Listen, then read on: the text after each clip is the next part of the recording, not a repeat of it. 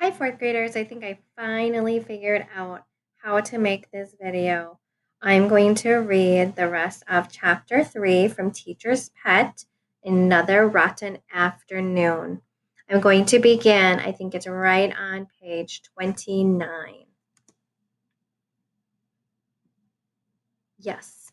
So I will read the top of page 29 right here. Would have it every Tuesday afternoon, the art class we're talking about. The boys and girls put on the old shirts that they had brought to school. Of course, Cricket noticed with superiority only about half of the class remembered to bring shirts. She hoped they would get good and messy. It would serve them right. Cricket looked down at the red corduroy jumper that she was wearing.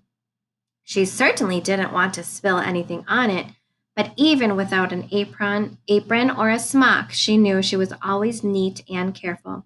She knew she wouldn't spill anything. The first art project, they were told, would be constructing masks out of paper mache. First, the children were shown slides of masks that had been made by people in Africa and other faraway places. Then, they were given newspaper to cut into strips.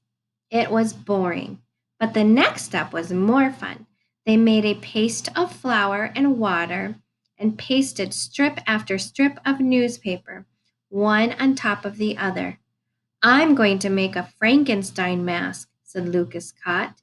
You already look like Frankenstein, his friend Julio told him. The girls talked amongst themselves, too. It was hard to decide what sort of mask to make. The art teacher looked at the clock. It's time to put your work away, she said. We will continue the next time you come to the art room. There was a sink in the art room, and the children lined up to wash their hands. There was a roll of paper towels so that you could dry yourself, but most of the boys just wiped their hands on their pants or on their smocks, like art shirts. When she was back at her desk, Cricket looked down at her hands. They still felt sticky from the art class. There was flour and water paste sticking to her ring, too. Remember the special ring that she got? She raised her hand and asked permission to go to the girls' room. When Mrs. Schrellenberg said that she could go, Cricket took the wooden pass and went down the hall. In the girls' room, she put her hands under the faucet and rubbed them. Some of the paste was stuck under her ring. Carefully, Cricket removed her ring and washed it off. She remembered her mother's warning about losing it, and so instead of resting the ring on the sink, she put it between her teeth. Now she didn't have to worry about her ring getting lost, and she could do a better job of washing her hands too. She was pleased with herself for thinking of such a clever way to keep her ring from getting lost. She wondered why she had never thought of doing it before. Just then, the door opened with a loud bang and closed with an even louder one. Someone had entered the girls' room. The noise startled Cricket, and something terrible happened. She swallowed her ring.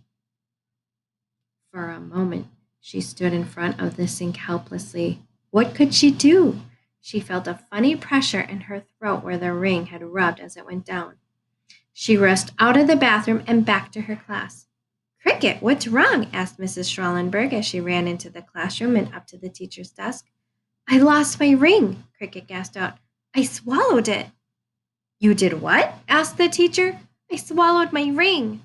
Cricket started to cry. Swallowed your ring? Lucas Cott jumped out of his seat in the back row and came forward. I know what to do, he said. Then,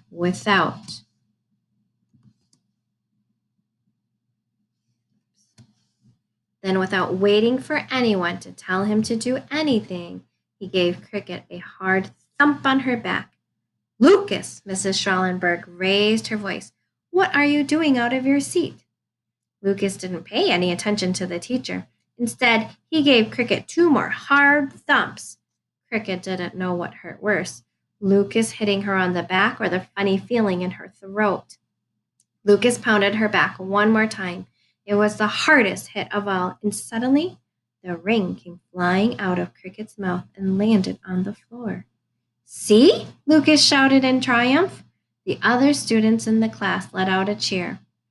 I told you I knew what to do, said Lucas proudly. My little brother Marcus swallowed a nickel last week, so I'm an expert about things like that. Cricket picked up her ring and continued crying. She had never done anything so embarrassing before. She had taken off her ring, even though her mother had said to never take it off. And then she had swallowed it, just like a baby, and her throat still hurt too. Zoe, please take Cricket to get a drink of water at the fountain, said Mrs. Schallenberg. I think she will feel better. And please get the wooden pass from the bathroom where she left it. Cricket followed Zoe out of the classroom. It must have been scary to swallow your ring, said Zoe sympathetically. I'm glad you were able to spit it up. Cricket bent down at the fountain and took a big gulp of water. Her throat felt scratchy and her face was burning, hot from the embarrassment of what had happened. She wished Zoe weren't standing right there watching her every second. Do you feel better now? Zoe asked. Cricket nodded her head. She did feel a little better, but it was no thanks to Zoe. She wondered what would have happened if Lucas Cott hadn't given her that thump on the back. Two girls walked down the hallway, and Zoe picked up the two girls, I'm sorry. The two girls walked down the hallway, and Zoe picked up the wooden pass that was still resting on the edge of the sink in the bathroom where Cricket had left it. Then Cricket followed Zoe back into the classroom. The first day of school had been bad, she thought, but the second day was much worse.